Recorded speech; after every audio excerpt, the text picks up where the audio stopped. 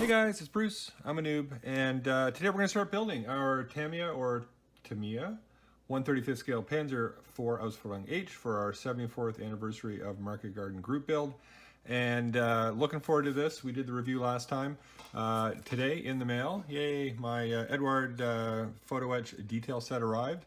And as with a lot of these photo-etch sets, we're going to have to carve a lot of existing pieces off of the current kit, but that's awesome because hopefully it'll look really good when it's done. This is only, what, I guess the second full tank kit build I've done since I got back into modeling. Learned a lot of lessons from my Firefly, and hopefully, touch wood or cutting mat, everything will work out just fine. So we're going to start. The instructions have us actually not working on the hull and suspension first like most kits. We're actually going to work on the front and back plates of the tank. So let's get going.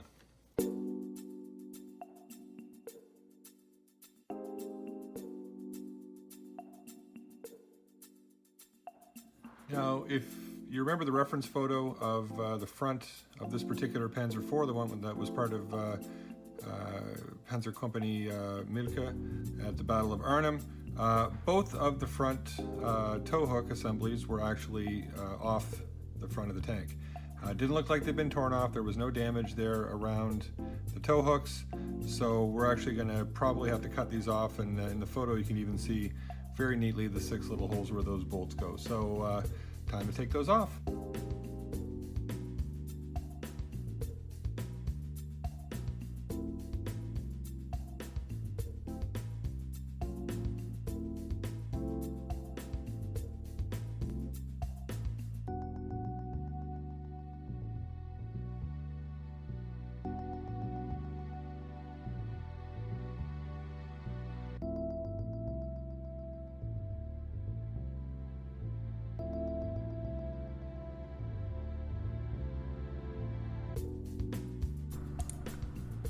So because we're using the photo-etch set, there are some holes that we do have to fill on the rear hull lower plate there, and I'll just use some milliput and a toothpick and try to get that as close to the surface of the plastic piece as I can. It works out pretty well. I'm pretty happy with that. We are going to have to, however, also do some major surgery to the muffler because we're not going to use the molded on straps. We actually are going to use some photo-etch. So I decided to use some milliput here, and I'm not really happy about that decision, besides the fact that I didn't put any water on my fingers and the milliput sticking to it pretty badly. It didn't really seem to fill the holes as well as I would have liked. So in hindsight, I probably would use some Tamiya putty, maybe thin with some extra thin. It would have taken a couple of coats, obviously, because it does shrink quite a bit when it dries. You can see here I'm using my nippers and my X-Acto knife to trim off the molded straps on the ends of the muffler. I do like this assembly overall, but it does leave some seams that have to be filled, as you see there. So milliput not so much, but lesson learned, and next time we use the Tamiya putty.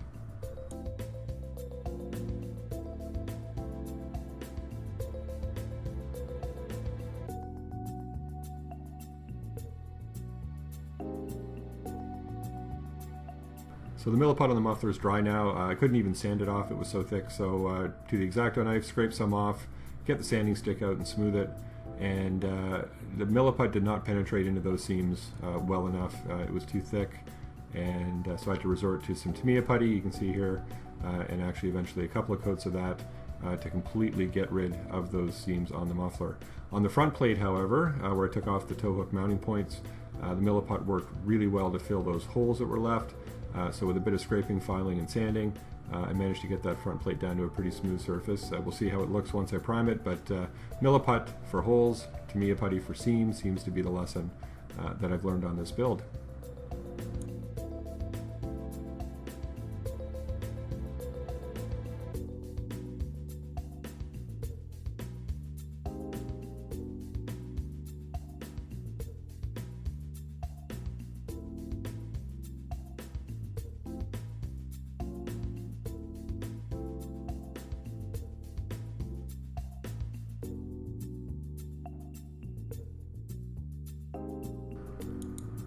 So now we're on to the auxiliary muffler. For those of you not familiar with Panzer IVs, the power system for the turret traverse actually had a separate muffler from the main engine muffler, the large cylindrical one we've already worked on.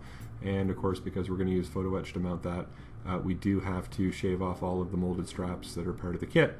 There is one little hole that's supposed to be on the outside surface of this, and it kept filling up with plastic dust as I was filing and scraping and everything, so you'll see me use the point of my X-Acto blade repeatedly to make sure that that remained clear of any debris, and we'll put it together with some Tamiya Extra Thin, and I'm going to use a lot of Tamiya Extra Thin around the edge here and give it a really good squeeze, trying to get some molten plastic to kind of ooze out through the seams and actually fill it, and then I could just sand it, but unfortunately that didn't work out, and I did have to go back to the putty to fill those seams several times.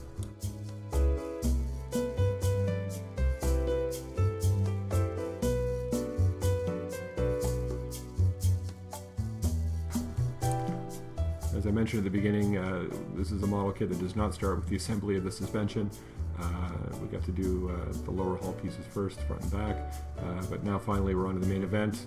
We'll get the bump stops attached here to both sides, 5 of those per side. I love the Panzer IV, it's one of my favorite German tanks from the war, but holy cow, it's got a lot of wheels. I mean, it's not a Tiger, but you've got 16 pairs, so 32 separate road wheels. You've got 4 return rollers per side, and of course your idler and drive wheels. So lots of wheels to cut, lots of wheels to assemble, lots of wheels to sand. So let's carry on, start with the return rollers, and then we'll make our way to the rest of them.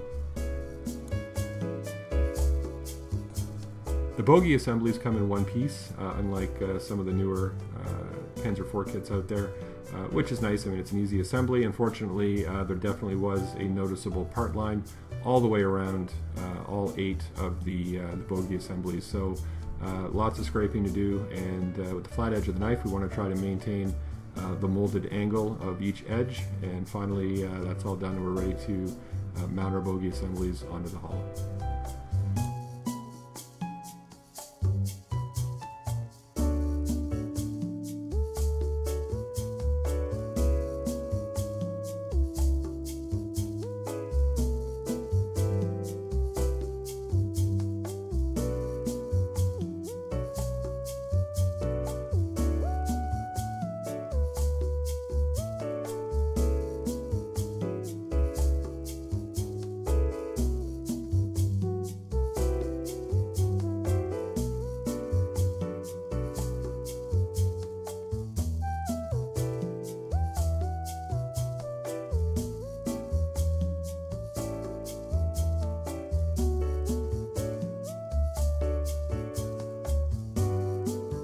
Moving on to the drive sprockets, and you can see here I'm putting a lot of cement on there and really giving them a good squeeze.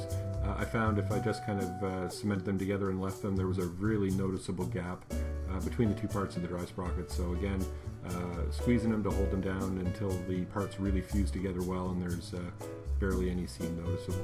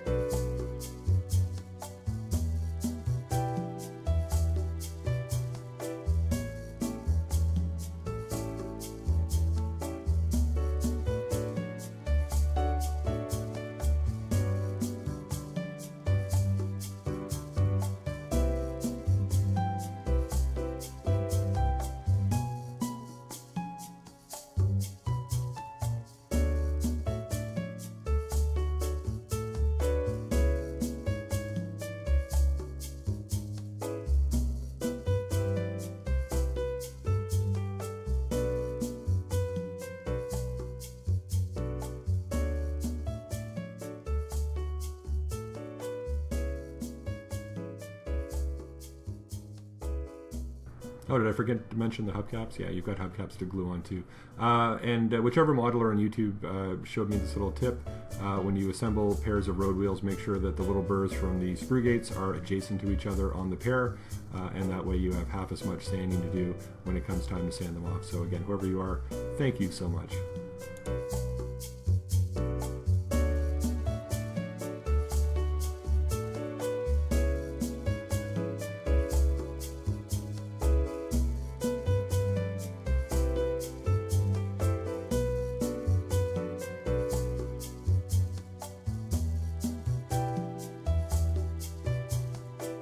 and more muffler filling, more Tamiya putty, more Tamiya extra thin. You can see I've actually got a P written on the cap of that bottle.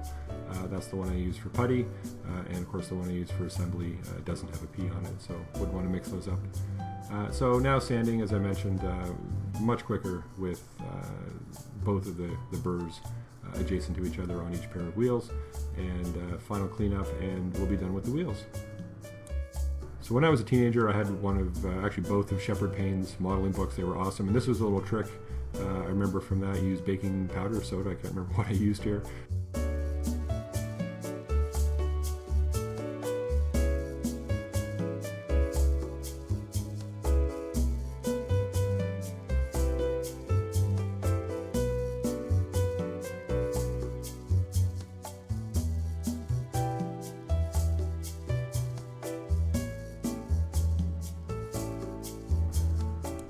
Now onto the straps for the rear muffler, and this is an example of how a very, very simple little photo etch piece can add a lot of realism.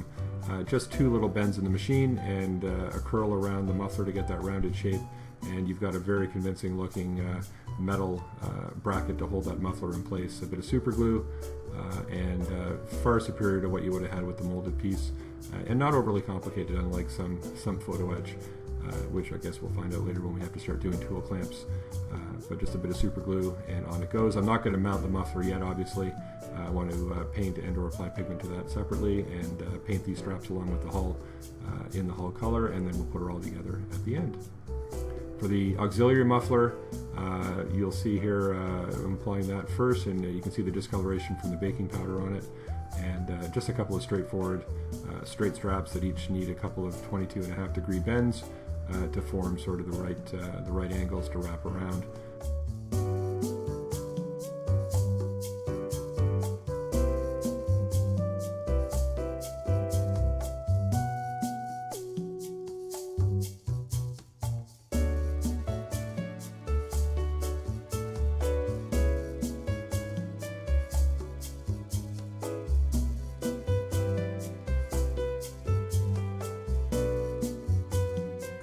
So again, a bit of super glue on the bottom and a bit of super glue on the top to wrap that.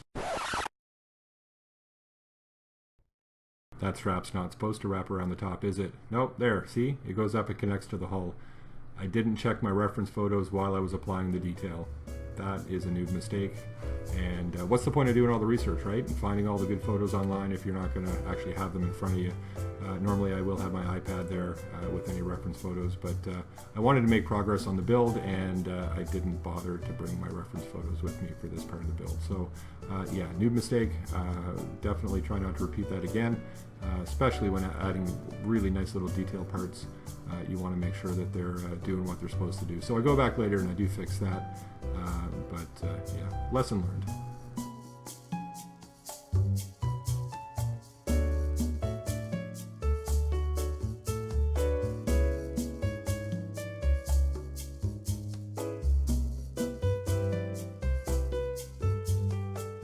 So as you may remember from my kit review, this model kit represents a handful of early Panzer IV-H's built at Vomag.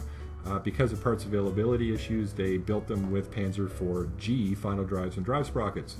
Tamiya properly gives you a Panzer IV-G drive sprocket, but as you can see here, they give you a Panzer IV-H final drive. This is what a Panzer IV-G final drive looks like, with 2 layers of armored covering and a bunch of little bolts. Or rivets, sorry. So the folks at the Panzer IV-H reference group on Facebook encouraged me to try the conversion. I get very nervous anytime I'm hacking pieces off an otherwise perfectly good model kit, because you're kind of committed once you've cut a piece off.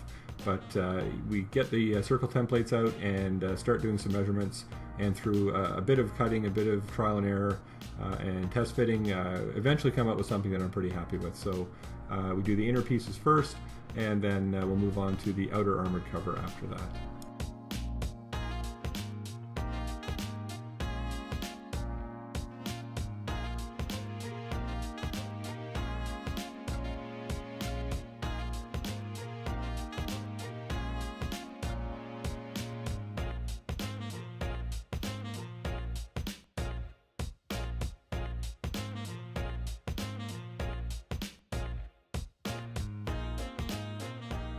I'm not going to bother actually converting the back part of the final drive. You're never going to see it on the final kit. I'll have shirts on.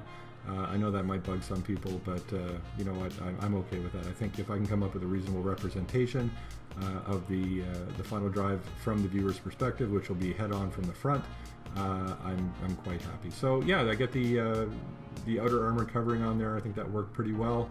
Had to do a bit of trial and error with the diameter of the add-on piece, and then stretch some sprue, glue on a whole bunch of tiny little bolts. You can see a few of them are a bit longer than others, so I'll trim those down. But that's where we come out. Lower hull done, suspension done. Quite a bit of modification. I'm pretty happy, and yes, you can see I fixed the straps on the auxiliary muffler. Realize the error of my ways. So that's where we are. Next time we'll come back for superstructure and turret. Lots of PE, especially tool clamps to deal with. That should be a blast. I'm Bruce. I'm still a noob. Thanks so much for watching, folks. Please consider clicking like and click and subscribe, and we'll see you next time.